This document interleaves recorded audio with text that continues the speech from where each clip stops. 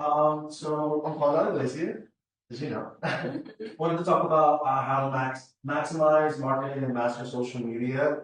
I feel like there's like so much to actually like cover regarding social media that you can literally go. I can go down a million different rabbit holes and things like that, but I'll try to stick to my points and kind of try to move with that. Uh, all right, perfect. Just who I am. I'm working business development at a title company, but I also have a nonprofit called S&J Millennials. I'm a board of education member in my hometown, and just really big on the community and driving that home. Some of the things that like I stand for is just paying it forward, so finding different opportunities and ways to pay it forward. As I said, super involved in the community and finding ways to be able to help people with marketing and things like that.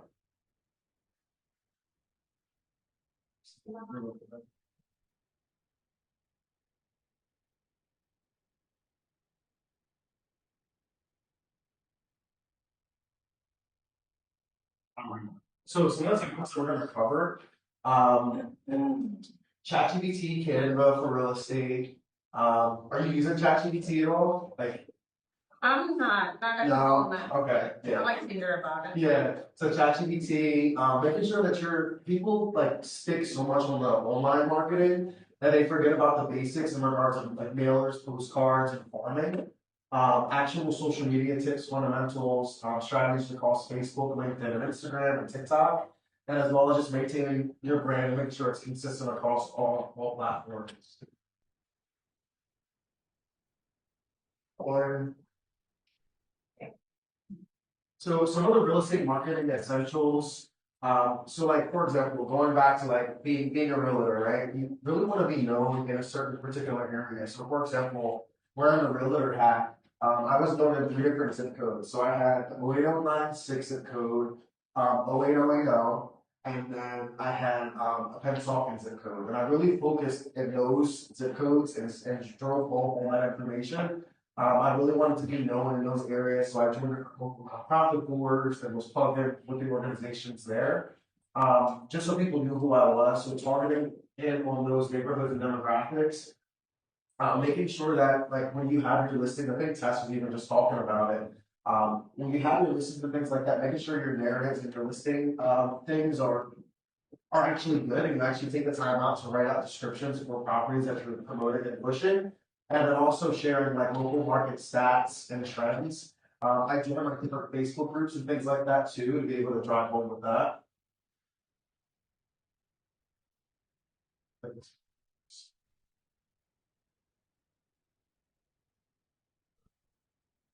So social media tips for like actual like listings and properties. So being able to showcase properties, making sure you're doing like virtual tours or reels, being able to continue to have the market updates, neighborhood insights, and client success stories.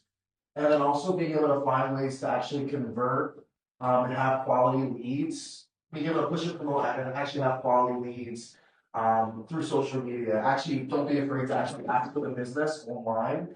I know sometimes like people feel like, oh, like I want to keep social media separate and things like that. I want to promote my family stuff. But those are the people that already know, trust, and like you, and you want to ultimately get business from them, and you want to be known within your family as well to be able to push and promote real estate. I have a question about that. Yeah, sure. So should you actually keep that separate? A lot of people say you should only have business in your business page. Yeah. You should not actually. I did like, putting out the computer, my son posts them a lot. Yes, yes, yes. Maybe on my story.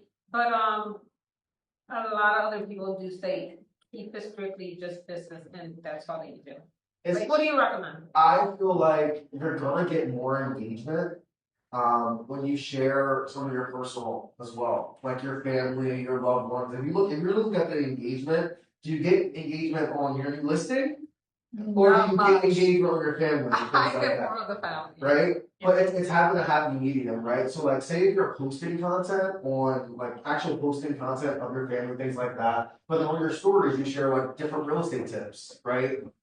It's like a happy medium. I feel like whatever works and having a happy medium is going in my personal opinion. Yeah. All right. So I just kind of broke it down here: Facebook, LinkedIn, Instagram, and TikTok. So here are things that you can actually implement into your business today. I feel like we go to like so many different trainings and seminars and things like that, but like we don't actually implement things into the business. So here's actual tangible things that you can implement into your business today. You can take a picture of it, whatever the case may be. But for Facebook specifically, I've mentioned it a few times. I really want you to get it. Focusing on property tours, market updates, and then showcasing the neighborhoods that you're an expert in. Doing different live streams of your listings, and then being able to highlight, key components with the property. For example, say if the property has a really nice bathroom, right? You're in the bathroom, you're really able to do that tour. Takes a quick 30-second video, maybe a minute, and then just give them a little teaser. You want more information, give me a call today, and actually give have your number and things like that to move out to them. On LinkedIn, so LinkedIn, I'd say I personally haven't gotten business from LinkedIn per se, but I feel like LinkedIn is still good to have in regards to people that are in other industries in the business community. I feel like it's important to at least have all of these accounts for your real estate business, and then making sure that you have the same username or the same username for everything. So, for example, for myself, like I'm Quandell on everything, right? It keeps it simple and concise across all platforms and all brands. So for LinkedIn, I recommend posting quarterly market reports and then different trends for property values and buyer trends. And then on Instagram, like I said, it seems consistency with being able to showcase listings, but like you have an office, you're at an office to where other people have listings too that you can go and do tours with. I'm pretty sure they'll be open or like having collab posts and things like that with you doing tours and doing posts on their actual properties. And then creating stories highlighting things around your listing or around different properties. So like finding ways to show that the realtor is plugged in with the community, right? Local coffee shops, local restaurants, things of that nature, and then utilizing those hashtags for it. And people, as people see with like the TikTok aspect of things, it's people can literally go viral off of like one video, right? It's all about is it relevant and is it catching people's attention, catching people's eye, and things like that. Any questions on any of these platforms? That's no worries. I do have another question. Yeah. So is it important to have your page covered? I mean, mine is private. I keep private for a lot of different reasons. And I still get the business because I get a lot of referrals. That's good, yeah. But what do you recommend? I mean, is it, I don't know, should it be public or do you? So my personal pages, like I kind of have everything in one place. But like for example, like I understand like privacy and things like that. It's just depending on it's just depending on I'm old school, so I'm not into like the whole internet and all of that. So it's tough because it's like I understand the privacy aspect of things, but it's also like you want business, right? I feel like anything that's out there, it's out there. There's no going back from it, right? So me personally, I don't have my page on private. I want people to see my stuff. I sponsor my posts sometimes. Like I want people to see the content that I'm putting out there, right? And then if you have your page on private, it kind of messes with the algorithms. So like it's not going to share it to people that don't know you already. Okay. So it's like I want my stuff to be out there and go out there to people that I don't know. I need transparency too. Yeah. Doing business, Right. see everything. We nosy, right? All right. And then how many people are using like Canva for their business now? You guys not know? Using Canva? Yeah, but it's like still in the beginning stages. Like there's so much more to learn on Canva. Yeah. It's very good. Yeah, it's good. So like one thing about Canva that I like, so like if you log in on Canva, you can literally create your business profile, right? So like they literally have a setting where it will automatically create like docs and things for you and like graphics for you with your business branding. A lot of people like post different posts and graphics, and then it'll be like, okay, KW is red, maybe black with a gray. but then they have posts, all their branding is like blue and green, right? So it doesn't match, and there's no consistency. Like I'll talk about it a little later. Like actually making sure that your branding is consistent from your signs to your online marketing to your print marketing, like making sure everything's looks the same, because like it literally builds like brand recognition. So Canva is one thing that can actually help with that. And it's crazy with like the AI and the different text, because a lot of you can literally like utilize the AI function to have it create the doc for you. Of course, you have to be very specific with it, but like there's so many different like components to this thing. So I just going back to the presentation, designing listing materials, property flyers, virtual tours, just listed social graphics, and they already have a lot of templates in their library as of now that you can just customize the graphics, just switch to your marketing, and it's like I said, maintaining consistency with colors, logos, fonts across all platforms and all branding there. Alright, so ChatGPT prompts. I can literally like be on this all day. This helps so much in regards of like creating automations and things like that for your business.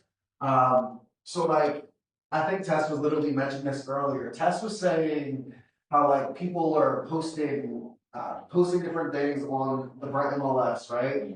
And there's no description, there's no breakdowns of the properties, and then you know when it goes on Bright, it hits realtor.com, it hits Zillow. People, that's what people are looking at. If there's no description, how do you expect people to know about the property down in pictures, right? And you can actually be able to sell it if you have the proper breakdowns and things like that. So you can literally go on ChatGPT. Here's like a simple prompt that you can have. Write a market update email for my luxury condo, highlighting current inventory and rates. That's doing the most on Bright MLS, but you can literally have it. Hey, I have a 3-bedroom, 2-bath, spacious backyard. You can put all the specs in the ChatGPT and have it write your MLS breakdown report. So, are you doing that now? With ChatGPT? No? I'm not. And I'm gonna go back to my old school ways. Right. I just feel like it's not you. It's right. not, like if I go, it's the right thing to use and to utilize. Right. It can come out professional. Right. But I gotta get over this song. Yeah. I'm at, you know? I think the biggest thing. So I actually wrote down earlier today. I was listening to one of the Gary Keller podcasts, and they were saying small inputs bring out big outputs. Yeah. Like if you just do one thing every single day, you're just actually consistent with it, sky's the limit. Like people, and even myself, I'm guilty of it. I say, oh my gosh, like there's another new app. I don't want to learn it, honestly. I really, really don't, right? But I take out the time, I'm like, look, let me just watch a video on YouTube, or let me come to a KW training, or let me plug in here. And if I just do one thing every single day, if you look over the span of a year or a few months, you're like, wow, look how far I came, right? So it's just trying to implement that and have that mindset. And I have like a few other highlights from that training. But is that like a corporate plug? I mean, to me, that's how I see that. What's that? Like, you know, the fact that Gary Keller's putting it out there. Yeah. So that other businesses can be in businesses. Right. But is it really affecting us? Are we really winning that? Like I I see a lot. think so. I see a lot of new agents. I mean, I've been doing real estate for 20 years. Yes, yes. So I'm an observer. Right. Like I observe. Yeah. And I kind of get an idea of how everybody's doing business. But Right. I see a lot of new agents who are struggling. Mhm. And unless you're in a team Right. working under other people, Right. unless there's other people that are there, or unless you're doing what other people are telling you to do, Right. then you get no help. Right. So that's my personal input. Right. How I see this business, Right. the state business empire, corporate Right. thing. So, Right. I just feel like it's important to look at like what actually does work for you. Mhm. Like for example, what works for Gary Keller or what works for let's say Warren Buffett, Yeah. right? For Two different Berkshire, things. like it's two different models, two different perspectives. But like it works. Oh. You know what I mean? So it's like trying to find what actually works for you, and you don't know what works for you unless you give it a try and give it a go. Like if you give it a try, for example, some people, like for example, there's a team in Washington Township that I'm thinking of. They live, sleep, and breathe cold calling. It's just not my thing. Like, right? So it's like, but understanding it works for them. It may not work for you. Maybe you do better with homebuyer seminars, or maybe you do better with, going and sitting at a coffee shop and meeting people that way, or go meet people through your church through like community outreach stuff. Like, you have to find what works for you, and whatever works for you, stick to it. I think too often we try to look for the shiny new thing, the pretty much the next thing that you can look at. But like, what works for you, stick to it and keep going with it. That's kind of like my best. Yeah. No, but this is stuff. Yeah. Because this is where everything is at now. It's going. Present. It's great. And here's my thing. It's like, learn it or get left behind. It's like, we gotta learn the things that are coming out too, so we stay abreast to it. Yeah. Time is money, and you want to make things easier for Right. you, not harder. Right. But I understand her being like a soul. 100%. You know, the team. It's no joke. It's like, yeah, Yeah. totally different. And you gotta do everything. Yeah. You gotta do the postcards, you gotta do you literally gotta do all the things yourself. And it costs money. You know? Alright. So going back to being traditional, but also being digital, right? So you wanna have a blend of print and digital stuff. So like, I know I still drop business cards at local coffee shops and at different restaurants that I patronize and at the cleaners. Like, make sure you're still doing those things. Don't solely rely on social media, because if you are, you're still missing a demographic of people.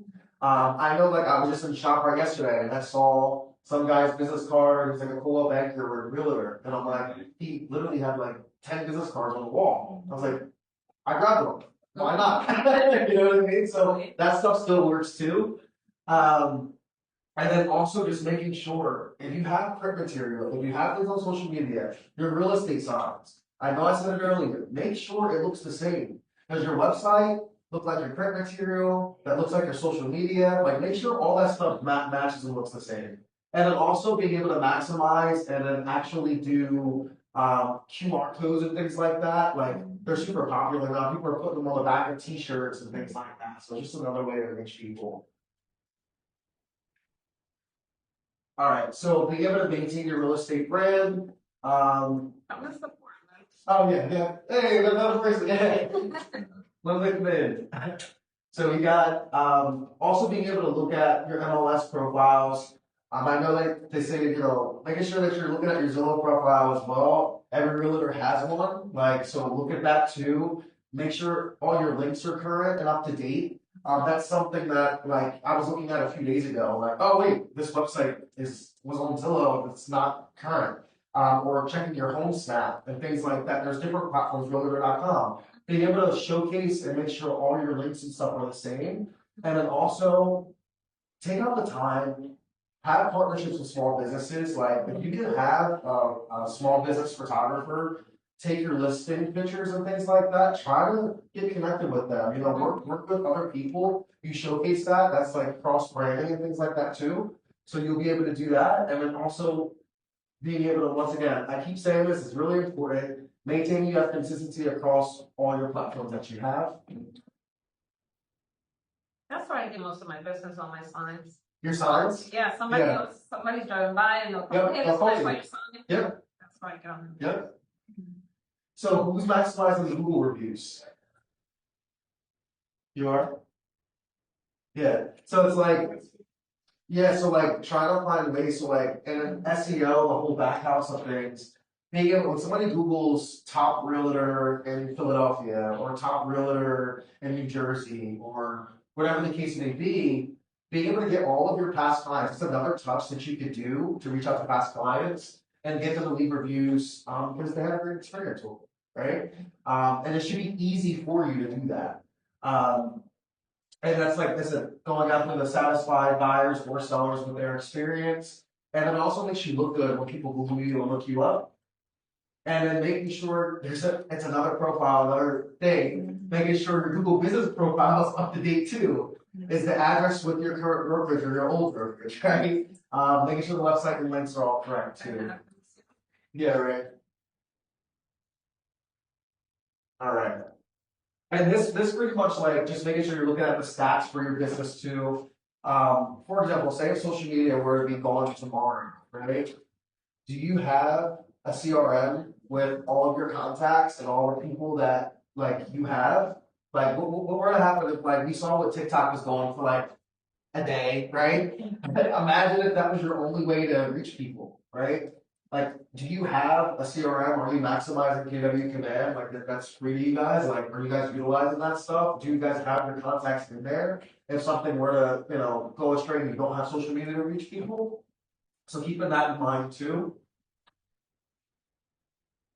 And then these are like three like I really say like the biggest ways and opportunities to reach out to people.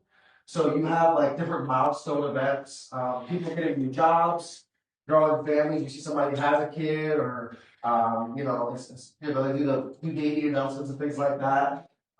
People who are retired, people that are looking to upsize or downsize. These are different ways that you can reach out to people, and 9 times out of 10, the only way that you would know that is through social media, right? So being able to comment and engage with people that are online, and it's a way to reach out.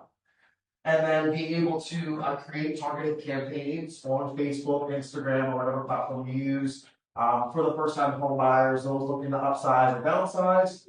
And then once again, also being able to utilize social media to be able to help you get future referrals, past clients, anybody looking to buy, sell, invest in real estate, all that kind of stuff. Talked about this a little earlier, making sure your listing and description and photos are updated, being able to nurture your sphere of influence, your past clients, your referral networks, being able to optimize social media, and make sure that you're sharing your listings or sharing the just sold flyers and all those different things. And also being able to track metrics, price adjustments and things like that, utilizing social media for that too. And just a little bit about me. I know I was sharing a lot of things too, but like I said, from South Jersey, on this side of the bridge and the other side of the bridge.